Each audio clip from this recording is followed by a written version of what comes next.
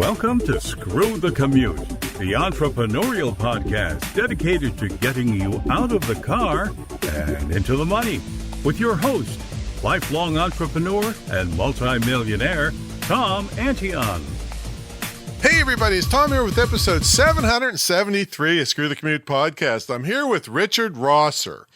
Now, this is not Richard Rosser, who's the chair for the Labor Party in the United Kingdom. This is not the guy that lives down the road from me in Hampton, Virginia, that pled guilty to laundering hundreds of thousands of dollars in disaster relief money. That's not him. This is the Hollywood Richard Rosser. And I got to tell you, from what I've researched this guy, Kiefer Sutherland would be nobody if it wasn't for this Richard Rosser. Right? So, and he's also an AI lover. And he's going to tell you a lot about that today. I'm going to challenge him on some of the stuff on how lovely this artificial intelligence is. But wait to hear his main bio when I bring him on in a minute. All right, let's see. Make sure you pick up a copy of our automation ebook at screwthecommute.com/automate free. You will thank me for it. This is a book that has allowed me to handle up to 150,000 subscribers and 65,000 customers without pulling my hair out. So I want you working with your customers and prospects, not fighting with your computer. So screwthecommute.com/automate free. And the book that Richard's going to tell you about probably will help that even more. So hang in there for that. Follow me on @Digital Multimillionaire on TikTok. And also our podcast app is in the App Store. It's only for iOS right now, but we're begging Lipson to hurry up and get the Android version out. So hopefully that'll come out soon. But you can check that out at screwthecommute.com/app. That's APP. All right, let's get to the main event. Richard Rosser is a filmmaker and author who honed his craft on the hit TV shows. Listen to this, folks. I saw his IMDb thing. Holy crap. Hit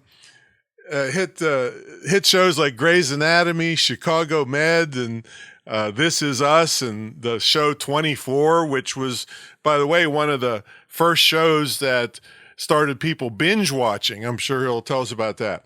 In his most recent book, ChatGPT, or ChatGPT Simplified, offers non-tech professionals, that's even me, I'm a non-techie, a unique approach to unlocking the full potential of AI to amplify creativity and boost productivity.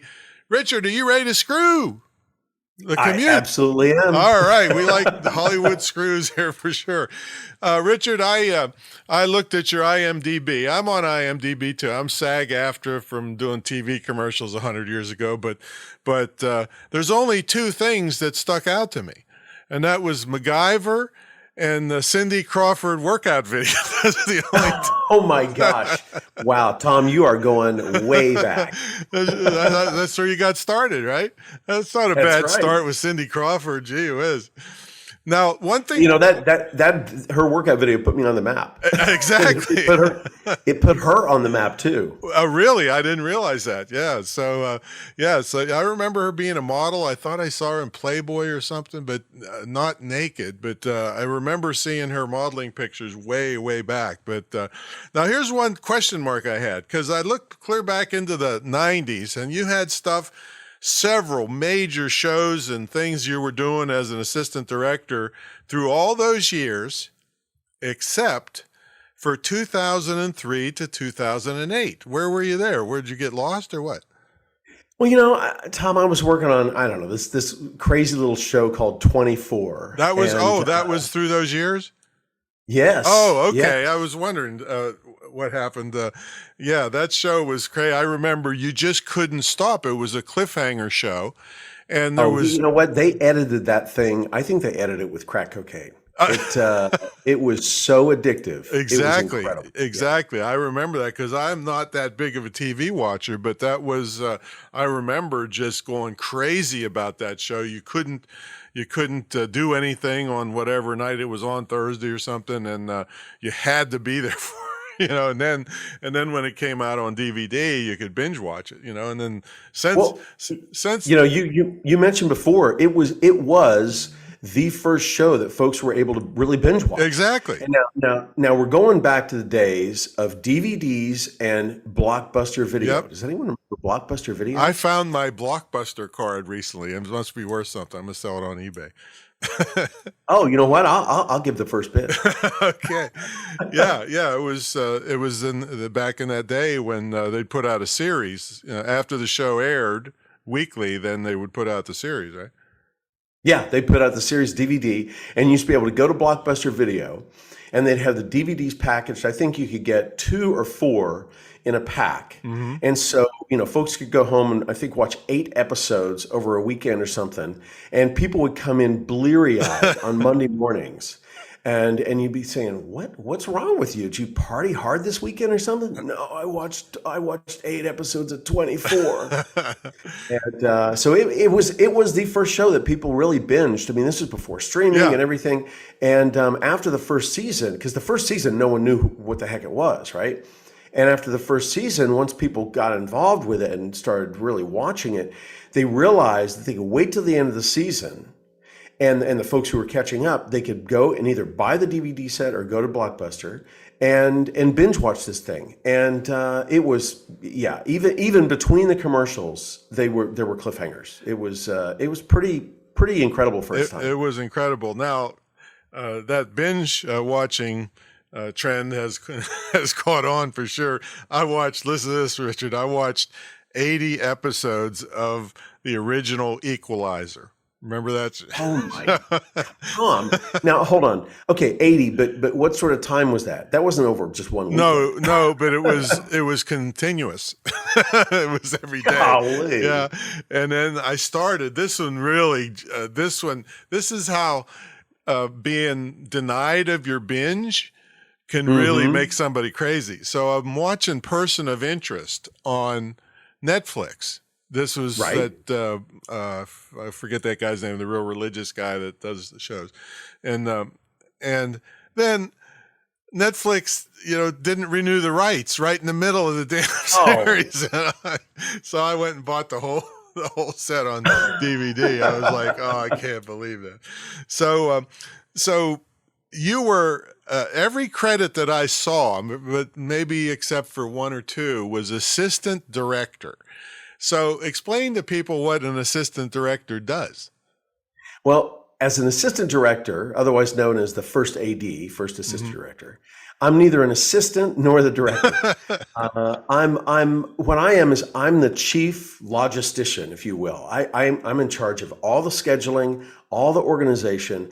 Once a script is written for an episode of TV, then I take that script, I break it down into the thousands of elements, props and wardrobe and background players and special effects and everything. And so I break that down into all those little bits and pieces. And then I'm in charge of all the logistics for all the meetings with the department heads. And I'm working side by side with the director. The director's working on, figuring out all the creative, how to shoot it, the performances, all the actors' through lines and continuity of the performance. And I'm there organizing everything. All right, but you must have a bunch of people under you to help you with this. Jeez, that's a lot of details. Oh, absolutely. Yeah. Absolutely. Yeah, once we get into filming, it's weird. So I'm the first AD, then I have a second AD, then we have a second AD. It doesn't make any sense. In the UK, that's an AD squared. Yes, it's exactly right. But it's still only one person. So we have a whole team of production assistants and folks because one of my main jobs when we get onto set, when we're doing big scenes, big crowd scenes is setting background and making it look like a real scene, right? A real place. All right. So you hopefully you weren't working on that thing with Alec Baldwin, right? No. Yeah. Absolutely not. And I don't. You would have quit, wouldn't you? Several hours discussing my rant about that. I know, and I'll bet you would have quit, right? Would have quit, Alec? If you were working that job and saw the stuff that was going on. I would. Oh, sorry. I thought you meant would acquit as in. No. As in a trial. No, I absolutely would have jumped from that project. Yeah, it looked like it was a nightmare. But there was a lot of guns involved in 24 or so. So how did that fall under your purview? Well, every single day. I worked hand in hand again with the stunt coordinator, with the effects supervisor, and with the armor. And I was right there. I was the person making sure ultimately that it was safe for everyone on set. Oh, okay. And Tom, part of what happens is folks get lax on set every once in a while, and I mean especially on the Rust shoot. And there were a number of things that happened from 3 or 4 different people that ended up contributing to the death of the cinematographer. It's just a horrible, horrible situation, Yeah. and totally could have been prevented. Yeah, So, and I'm a guy. I come from a small town where 6 years old, you're out there shooting guns, and hunting and stuff. well, same here. Yeah, Yeah. I mean, I grew up with Oh, you were shotguns and Oklahoma, everything. right? You were in Oklahoma. And yep.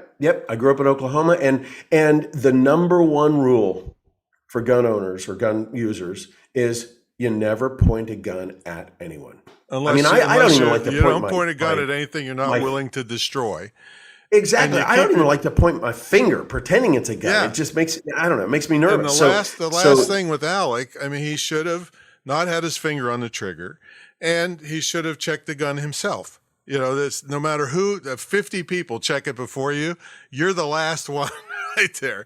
And it's just a terrible, terrible situation. And then it really was. So, It really was.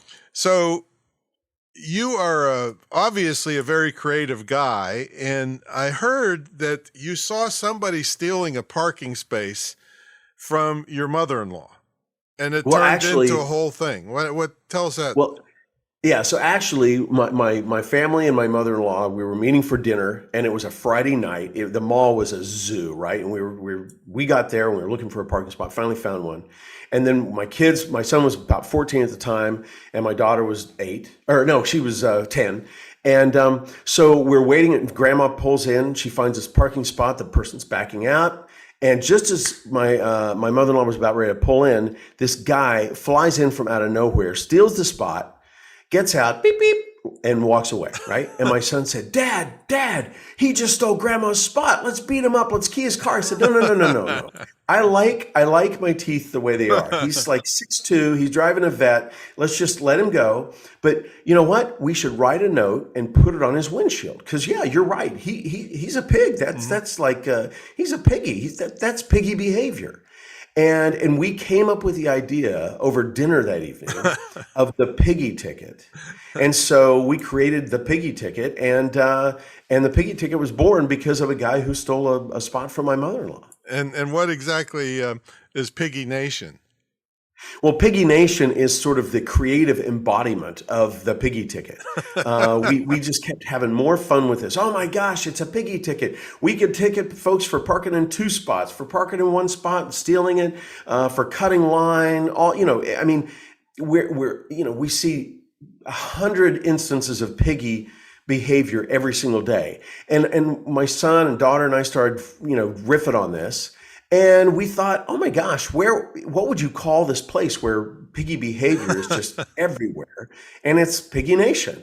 Now, Tom, you can be a piggy without being a pig, right? You don't have to be a pig to be a piggy. You could be a giraffe or a rhino or a hippo or a dog you could be any sort of animal. Now, of course, Piggy Nation, all the inhabitants are animals, but you don't have to be an actual pig to be a piggy, because all you have to do is just, piggy behavior, and boom, next thing you know, you're a piggy. There's a embodiment of that I see it on TikTok called cart narc. This guy is in parking lots, and if you don't put your cart away, he just harasses you, puts stuff on your car, and messes with you. Yeah, cart narc, it's called. I love it. Yeah. I love it. I actually, I'm a bit partial to piggy behavior and Piggy Nation, but cart narc, that's a good take on it. Yeah, and now it took off, but then you I don't want everybody to think you might be Mr. Silver Spoon, but even people with silver spoons have setbacks. And something happened with your son that kind of put a kibosh on things for a while, right? Yeah. Well, Tom, I talked about how, Nick and Allie, my son and daughter, were there, and when this happened with Piggy Nation or the piggy ticket, and about 4 years later, my son was in a car accident, and he passed, and so that was when Piggy Nation became something. Right before that, it was just our family joke, and after he died, I was working on TV shows. Life was a bit of a blur at that point. Right.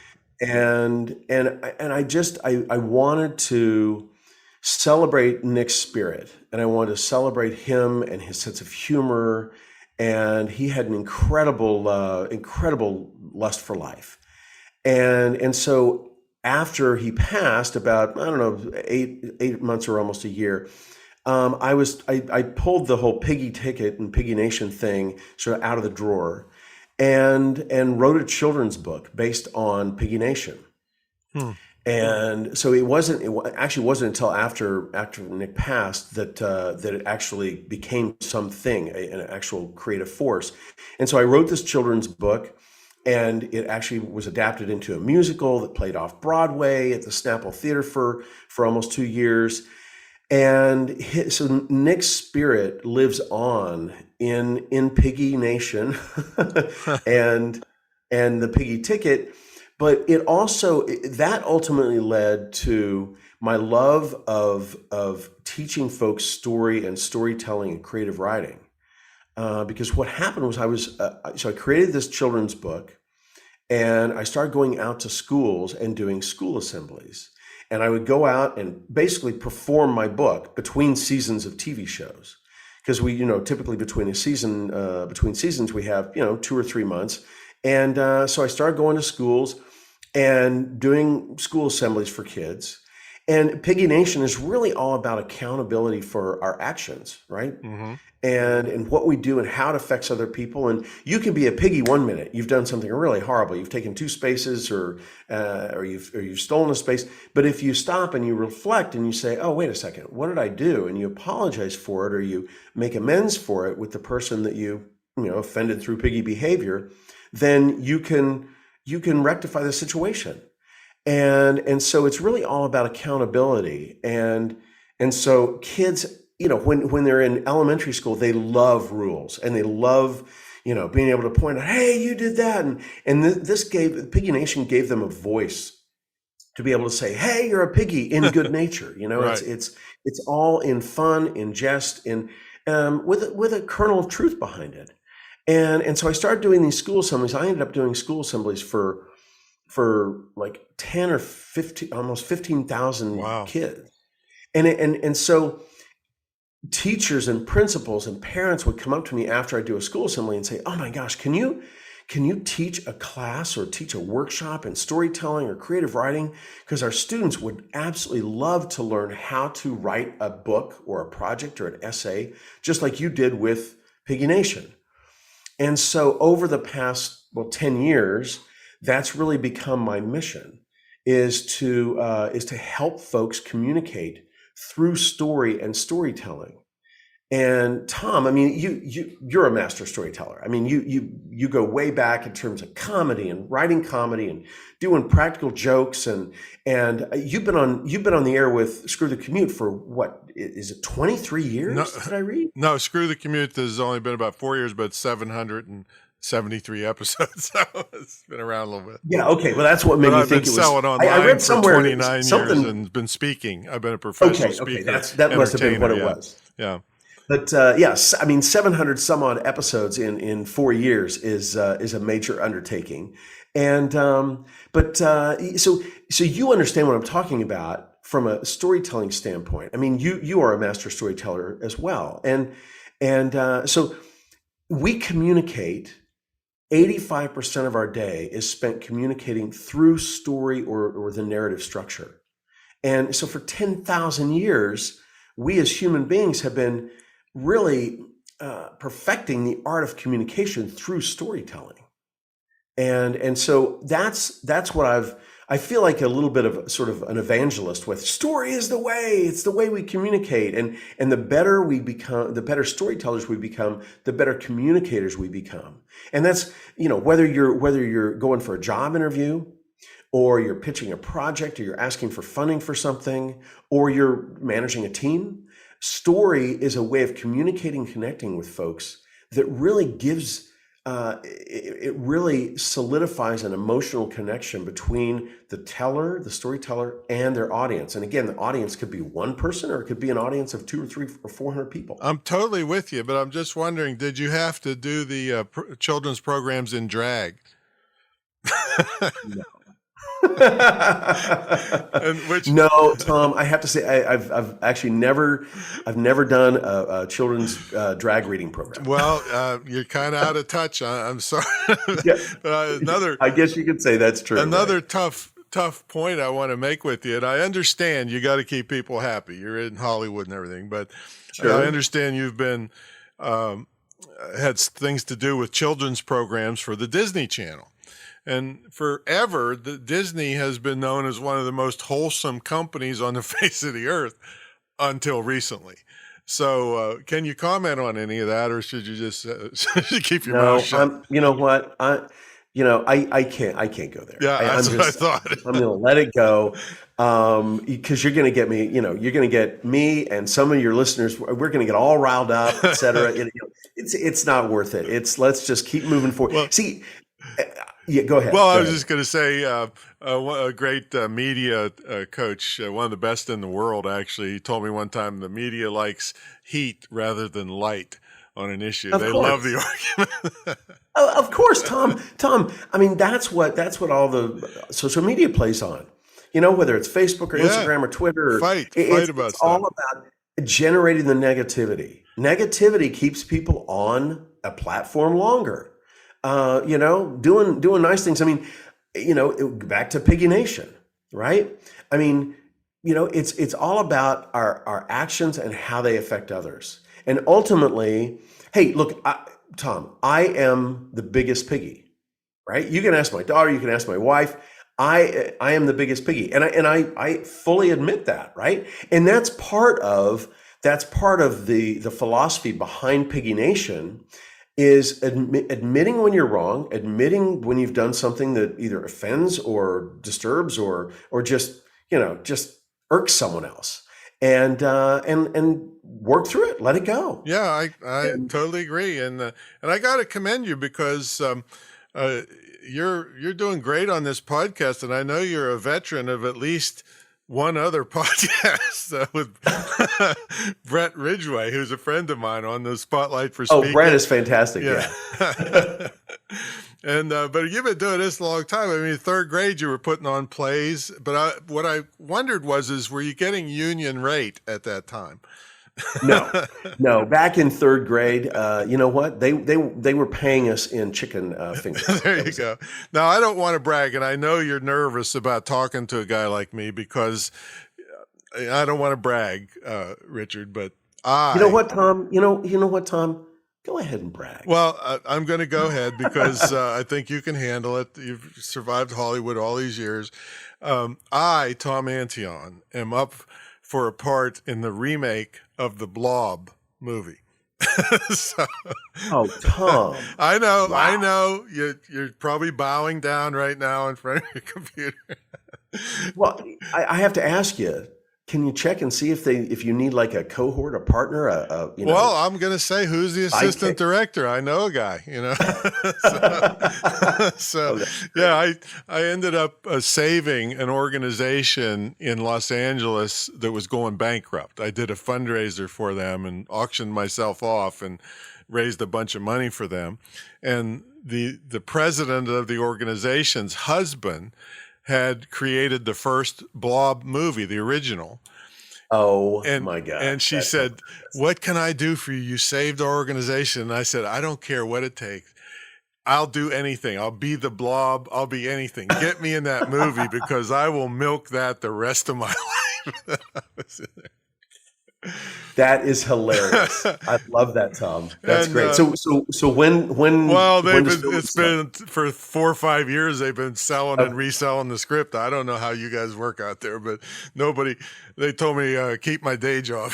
So. Yeah. Well, we're right in the middle of the writer's strike. Yes. And everything and SAG is coming up as well. They're getting ready to strike, and so It's a big mess. We could go several hours on the mess of the strikes. Hey, get yourself a job on Reacher. That's another binge show that I loved. You know, that show on Amazon. Oh yeah, yeah, yeah. Yeah. Oh, wow. I got to put that on my list. Yeah. Thanks, Tom. Hey, so let's talk about this. How you fell in love with this ChatGPT. I got a quote here that it made me kind of laugh. It says, "This book is going to reclaim control of your life and find balance in your life." And I'm thinking, it's just another thing we have to learn. And then now, just this week, they threw Threads on our back to learn that program for Zuckerberg. So yeah, but Threads is essentially Twitter. So if you know Twitter, you know Threads, right? Yeah, but you have to write twice as much. You have to write twice as much ridiculous things. No. It's cut and paste. You write the same amount. You just cut it and you paste it. Paste it twice, or else plug it into ChatGPT. So how'd you fall in love with, quote, the Swiss Army knife of technology? Well, so I do a lot of consulting now, and I do workshops, seminars, and webinars about story and the power of story and how to create compelling stories. And I got tasked, a school in Oklahoma where I grew up, it's a career tech school, asked me to do a seminar on storytelling for trainers. And I said, I'm in, count me in, let's put it down. And I got off the phone and I said, wait a second, I don't know anything about trainers. And someone said to me, this was back in January, and they said to me, well, you should check out ChatGPT. It's sort of like Google, except for the answers are a little bit longer and they're a little bit deeper dive. And so I went on ChatGPT, and you're right, I fell in love with it. It's an amazing research. Now I have, I'll qualify this in a second, but it's an amazing brainstorm, outlining, organizational research tool that can create some limited content. Okay, but wait a minute. You just said you fell in love with it, right? So yeah. What about the chatbot that fell in love with that reporter? Did you see that in the news? Yes. He wanted him to leave his wife and everything. Well, she was telling ChatGPT was telling him to leave his wife. Yeah, make sure you get the chatbot's pronouns correct, please. I don't. That's right, exactly. So, but stepping back a second, I started using ChatGPT to help me figure out these workshops, and it's really amazing because it's like sitting in a room with 10 other people from 10. I mean, it's like sitting in a room with an astronaut and a historian and a scientist, all these different people. So when you bring up a topic, all of a sudden you get all these different points of view. And you can also ask, for instance, you can go on ChatGPT and ask it to talk to you like it's Einstein or Mark Twain or Mark Zuckerberg, anyone really. and so it's really incredible because it has gone out and voraciously read billions upon billions of websites and PDFs and pages and blogs, etc. And so it has the knowledge of basically every human on earth. Now, knowledge. Now, it doesn't have the experience of every person on earth. And that's where the limitations come in. And Tom, I mean, I have fallen in love with using ChatGPT, but realize that there are some severe limitations. It does what's called hallucinating. So if it doesn't know about something, it'll just start making stuff up. I don't know if I know a lot of people like that too.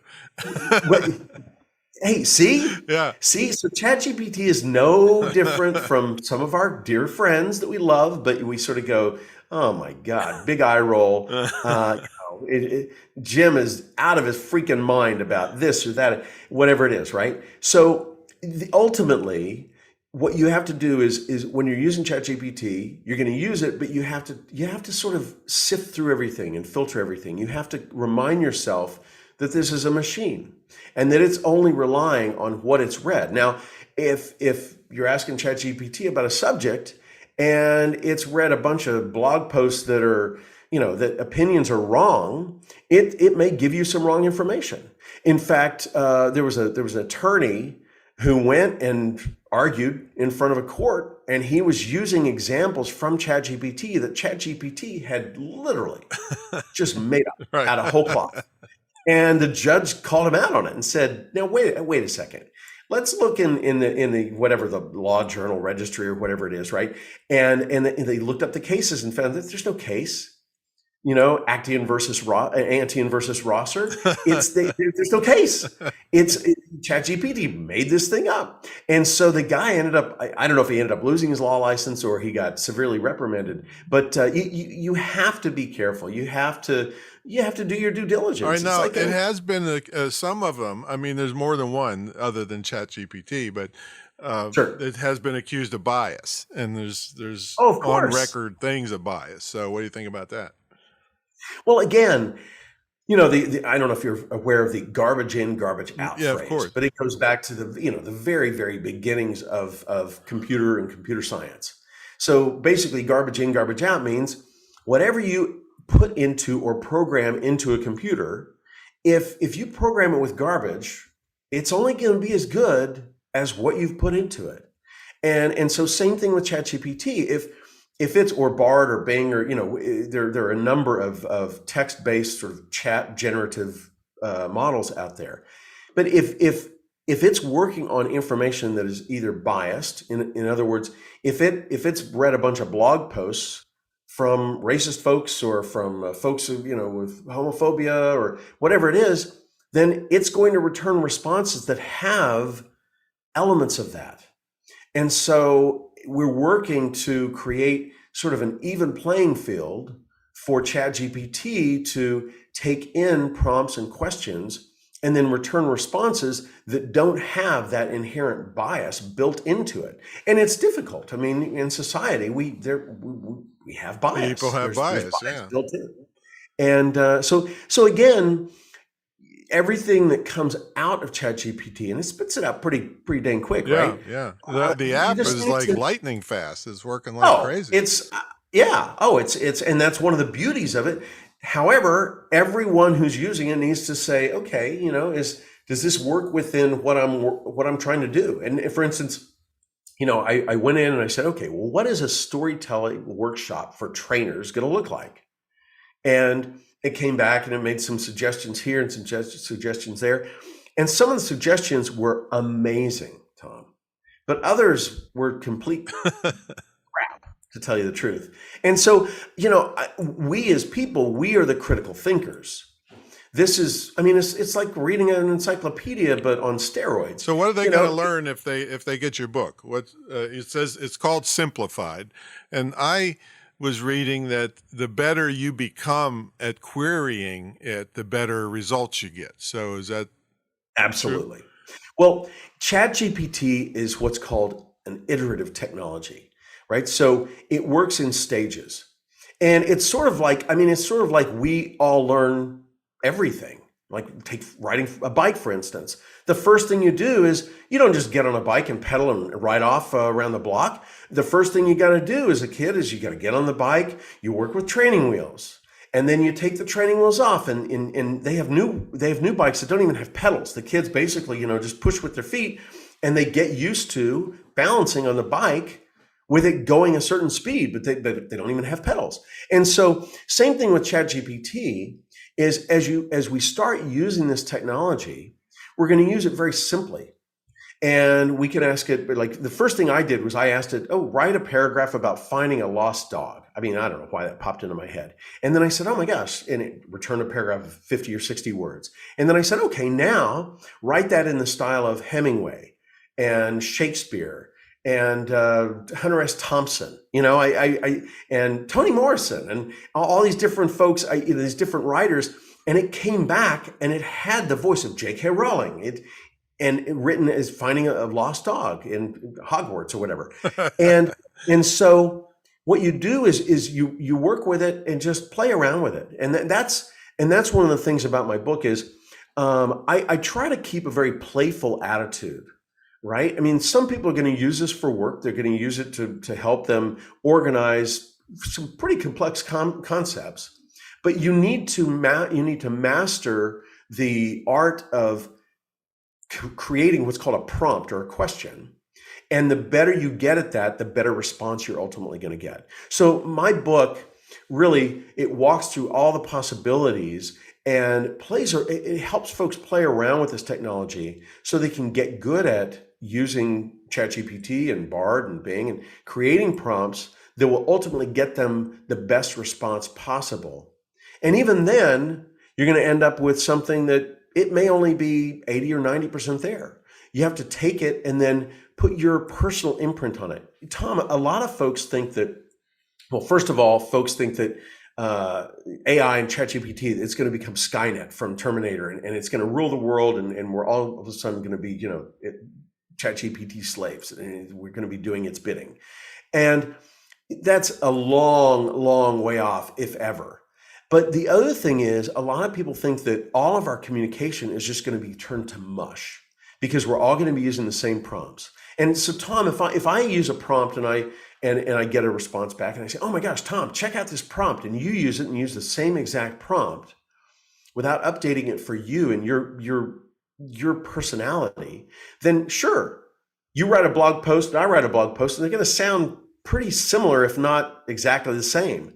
And so my whole take on it is people are better than that. We're more creative than that. So when I get a prompt, I'm going to infuse it with parts of my personality. I'm going to say, okay, write with a little bit more energy, or write with a sense of humor, put in some pop culture references.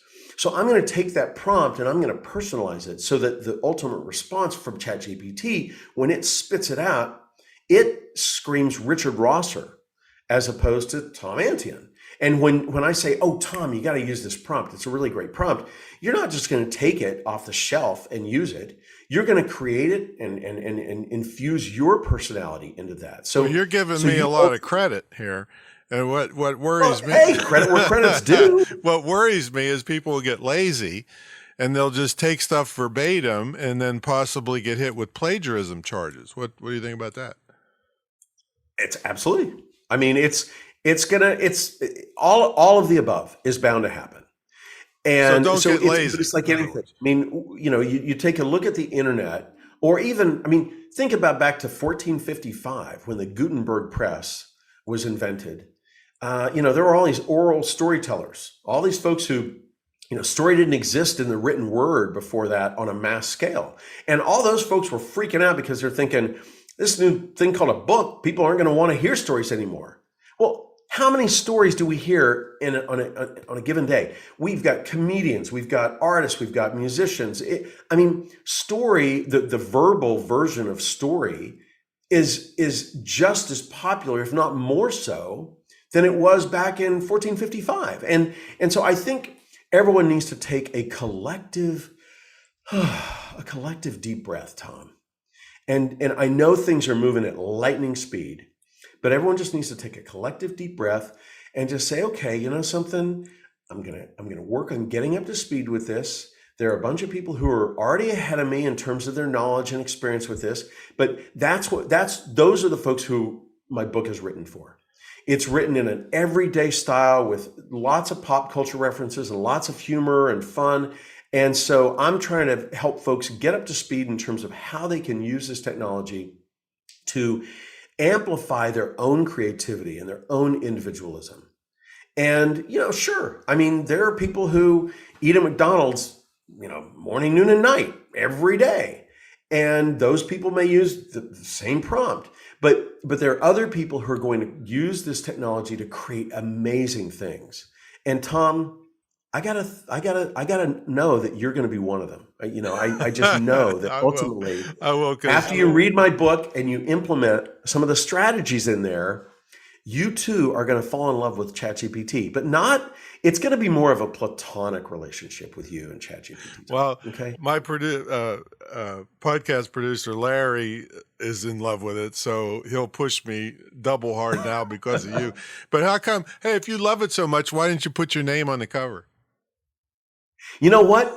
Because I'm building a brand, and so AI Explained is the brand. Okay. So if can I plug where folks can learn more about absolutely. My book? Yeah, we got a ways to go. go. So if you're intrigued, but yet anxious either excited anxious or doom and gloom anxious about ChatGPT and AI in general, you can learn more by going to aiexplained.ai. That's my website. And it'll take you directly to Amazon. You can check out my book. And I've also got a free book on there, ChatGPT case studies that you can read about how real people and real freelancers and entrepreneurs are using this amazing technology. And then you can also contact me if you have questions. If you want to talk about consulting, me coming and doing a workshop with a group you're involved with. So it's aiexplained.ai. AI explained with a D on the end. Explained.ai. That's right. ChatGPT case studies is another book. Do they find that there? Yes. Okay. Yes. In fact, that one is free. Beautiful. All right, so we're going to take a brief sponsor break. When we come back, we'll ask Richard what's a typical day look like for him. Let's say when he's on a show, and then off season, what he does and how he keeps his life running as a Hollywood mogul, we'll call him. so folks, about it's been over 25 years ago now. I kind of turned the internet marketing guru world on its head, in that guys and girls like me were charging $50,000 or $100,000 up front to teach you what they knew. And I knew a lot of these guys. They'd be hiding out in Mexico. If you gave them 50 grand up front, you'd never see them again. There's a lot of ripoffs. So I said, I'm going to fix that. It's too risky. I'm a small business advocate. So I said, I'm going to just charge them a 10% entry fee, and then I'll connect my success to their success, so that for me to get my 50,000, you had to net 200,000. Well, people loved this, and 1,800 students later and 25 years later, it's still going strong. It's the longest running, most unique, most successful ever in the field of internet and digital marketing. We have the Great Internet Marketing Retreat Center here in Virginia Beach, where you spend an immersion weekend. It's a year-long program. It's all one-on-one. We never lump you in with groups that are more advanced or less advanced than you. And you also get a scholarship to our school. It's the only licensed, dedicated internet and digital marketing school in the country, probably the world, where you can either use it yourself or gift it to someone. We had one guy in the program had spent $80,000 on a crap education for his daughter, and she's working a crap job. And he gave her the scholarship, and within 6 months, she was actually 4 months, she was making $6,000 a month as a side hustle, and quit her job and took off and started an agency. So very powerful stuff. I mean, I'm really pretty much against the 4-year indoctrination things they do now in schools. And so this will give you an actual skill. It's actually considered vocational by the Department of Labor. It's in demand everywhere. So check it out at greatinternetmarketingtraining.com for the mentor program, and then imtcva.org is the distance learning school. All right. Let's get back to the main event. We've got Richard Rosser here. He is solely the reason that Cindy Crawford was anything but a waitress, and Kiefer Sutherland was nothing more than a waiter. Or a cowboy. Actually, Kiefer had taken off from the film and TV business, and when 24 came to fruition, he was on the cowboy circuit. He was riding rodeos. No kidding. I didn't know that. Yeah. And for instance, Tom, when I went in, and I'd worked with the production manager and producer of the show on a couple of previous shows, and they called me in, they said, "Hey, we want to bring you in, talk to you about this job we got going on." And I said, "Okay." So he said, "It's this weird show, 24." And at that point, the number 24 meant nothing, right? It wasn't in production yet. They said, "It's this weird show. Every episode is an hour in a 24-hour day, and it's starring Kiefer Sutherland." And I said, "Wait, Kiefer Sutherland? Isn't he like a rodeo guy now? He quit acting." And they said, "Yeah, well, he's coming back, and this is the first TV show he's ever going to do, because he'd just done movies before that." And I said, "All right, Kiefer Sutherland." And as the rest, as they say, is history. Yeah. So maybe you were the rodeo clown that saved him. I don't. Yeah, definitely. So what's a typical day look like when you're working on a show? Well, when I'm in prep, it's all about meetings and location scouting. We're in and out of a van as we go location scouting for the umpteen locations in any given episode. And then we have meetings talking about props and wardrobe and special effects and background, all the various departments that make up the team that actually creates a TV show. And then once we get into production, then it's really intense. We're doing 12 to 14-hour days, depending, including lunch, and most folks have a bit of a commute when we can listen to an amazing podcast. Screw the commute, I think, would be appropriate. Yeah. Oh, you know what, Tom? That's a great idea. While you're commuting, of course. Hey, that's right. Are any kind of shows easier or harder to do? Yes, absolutely. When you have a show that has one star in it, it's more difficult, especially if the star is female, because they end up taking a little bit longer to go through the works, right, for the glitz and glam. And when you have a show that stars one actor or actress as the main driving force of the show, ultimately what you end up having to do is you have to turn around each day on that actor or actress. Whereas if you have a show, what's turn around mean? What do you mean turn around? From when you wrap the shooting on any given day on a Monday, mm-hmm. and then the actors get 12 hours of turnaround because they have to take their makeup off, they have to go home, they have to learn their lines for the next day, they got to get their beauty sleep, then they have to mm-hmm. so they're guaranteed by contract 12 hours of turnaround. Mm-hmm. And so, if you've got one star on a show, you're turning around on that actor. However, if you do a show that has multiple characters, and 24 is a great example, because even though Kiefer Sutherland was the star of the show, we always had the bad guys, and we'd have scenes with his daughter and scenes with his wife. Oh, so you could shoot more efficiently, I guess, right? Exactly. Yeah. Well, and also, for instance, the crew has a 10-hour turnaround, basically. I mean, some have a little bit more, some have a little bit less, depending. But so what you can do is you shoot with Kiefer on Monday, then you shoot with a different actor on Tuesday, a different actor on Wednesday, then Kiefer on Thursday. So you can keep the call a little bit earlier in the day. Can't you have multiple crews? No. Well, typically some what if one's in Venezuela and the other one's and you're shooting a great distance apart? Yeah, but if you're shooting Mission Impossible 73, yes, you can do that. But if you're doing a TV show that shoots in Oklahoma, which has an amazing the film business in Oklahoma is exploding. That sounds like bias. I don't know. Chicago or Los Angeles or Miami or wherever you are, wherever the production center is, it's really expensive to go away from that production center mm-hmm. to shoot scenes. So you typically, and like on 24, we had the main shooting crew, and then from time to time we would have a second crew going on at the same time. If we got behind schedule, if we needed to catch up, or if we were trying to make release dates, then we'd do what's called double ups, and we'd have a second crew going. And again, you can do that if you've got sort of a repertoire group of actors in a show. But if you have one actor who's in mm-hmm. 90 or 95% of the scenes, you can't do that because you can't shoot two scenes with the same actor with different crews at the same time. Wow. There's enormous organizations that pull this off. Yes, it is.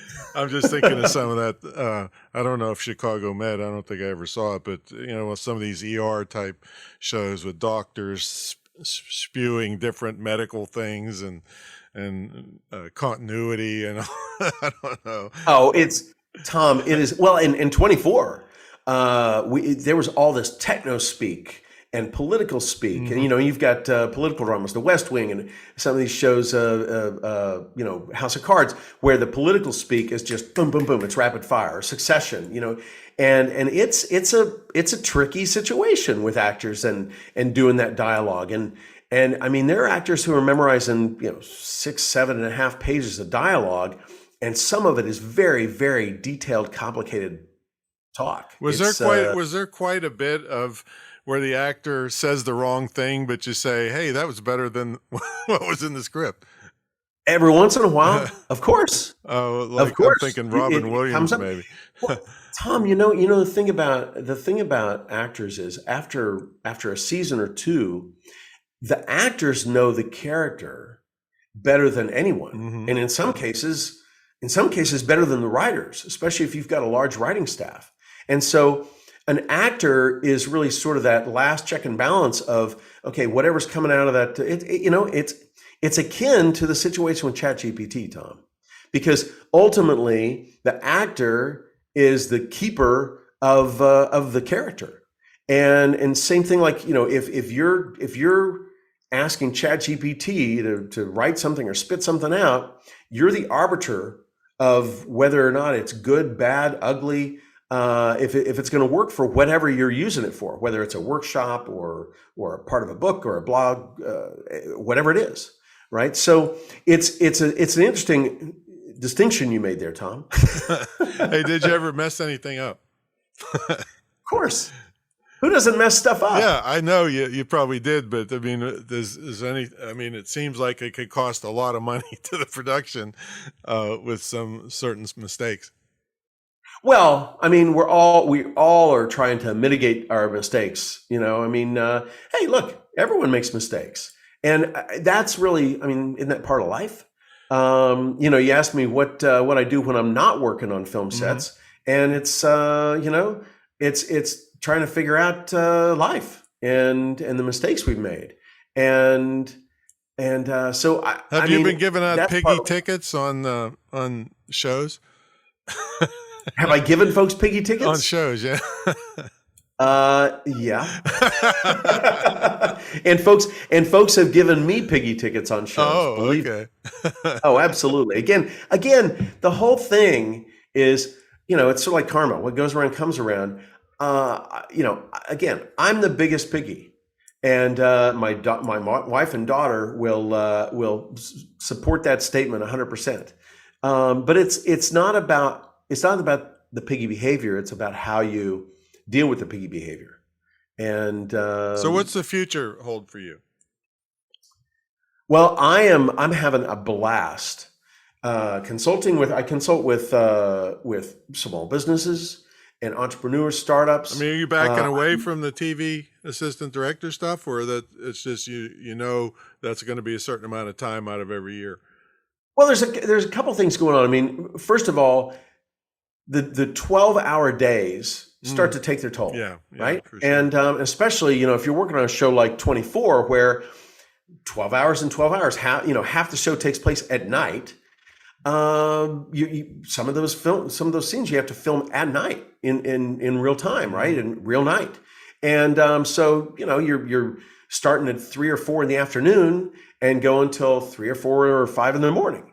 And so after a while, when you get to a certain point in your career, you go, wow, I'm not sure how much I want to be doing 12-hour days, some of them at night, for months on end. Is it easier for the director? What's that? Is it easier for the actual director? Well, the director, yes and no. The directors are coming in, and they're what are called, guns for on TV. They're the guns for hire. The writer is the king in terms of what's going on in TV. And directors come in, and that's not to say that some directors don't, they come in, they're a producer director, and they're working on multiple episodes over the course of a season. But the shooting crew are the folks who take the biggest brunt of the physicality of working day in, day out for months on end, doing the 12, 13, 14-hour days. And so what I'm doing is I'm taking the knowledge and experience that I've gleaned over the years of working on all these different TV shows, and from a storytelling standpoint. And I've realized, Tom, that storytelling is incredibly important for entertainment. A show like 24 or Grey's Anatomy. Grey's Anatomy has been going on, 21 years, I think, something like that. The storytelling in these shows is really incredible. And you follow these characters along for episode after episode, season after season. And what I took away from my professional work in storytelling on TV shows is the importance of storytelling in daily life.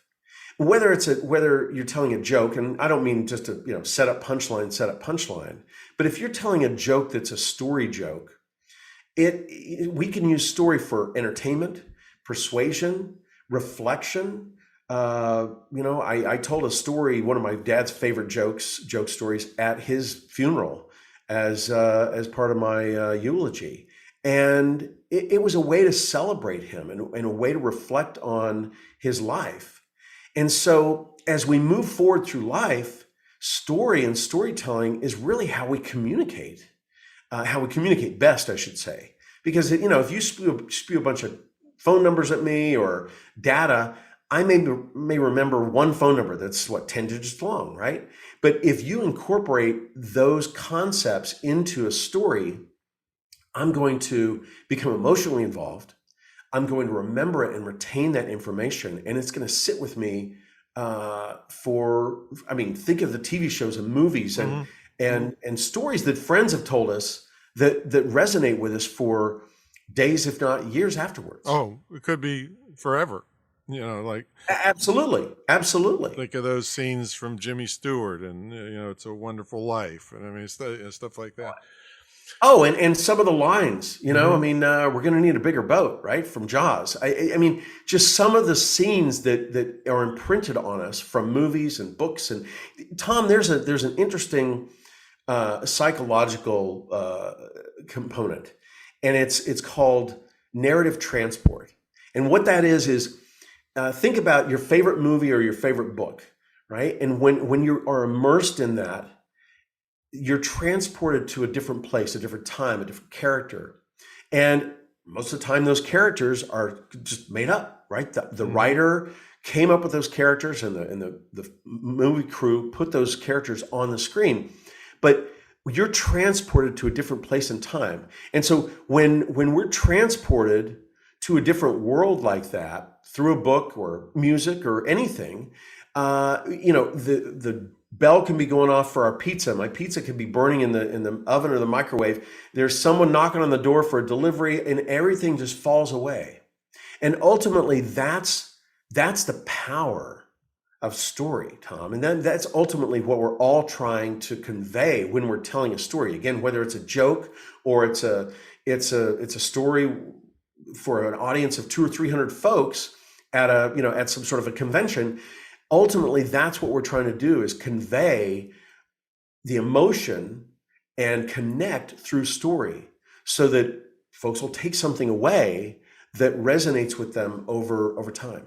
And it does work over time, that's for sure. So we're going to end with a quiz for you. And then we'll talk about tell them where you can get your book again. All right. So tell me what movie this phrase came from. Ready? Okay. A man's got to know his limitations. Boy, man's got to know his limitations. Unforgiven? No. It's Dirty Harry. Hey, I was close, right? Yeah. Clint Eastwood directed Unforgiven and Dirty Harry. Okay. Interesting. Close. See, now if you'd said, "Go ahead, punk, make my day." Yeah, that was too obvious. All right, that's easy. All right, so here's one. Here's one. I'm going to take this side of my foot and whap you up on this side of your face, and there ain't a damn thing you can do about it. Oh my gosh. You remember that one? Yes. I can't. Can you picture the scene? I can almost visualize the scene. Exactly, Billy Jack. Oh, Billy! Yes, of course. You're reaching back. Okay, you're reaching. I'm old. I mean, I'm so far you and I over both, the hill. right? I can't remember. Going okay, up there. Billy. Yes, I can see. I can visualize the scene with Billy Jack. Yeah. Yes, which is different than BoJack Horseman. Billy Jack was a whole different thing, folks. Yeah. So AI Explained.ai, and the book is ChatGPT Simplified. but it's not by Richard Rosser. You don't read about him till 10 pages in. So thanks so much for coming on. It's been a blast. Very cool insights into the Hollywood scene. So thanks so much, Richard. Oh, Tom, it's absolutely been my pleasure. And wish everyone a fantastic commute and hope this helped you pass the time a little bit. There we go. All right, everybody, we'll catch y'all on the next episode. Check out AIexplain.ai. All right, see you later.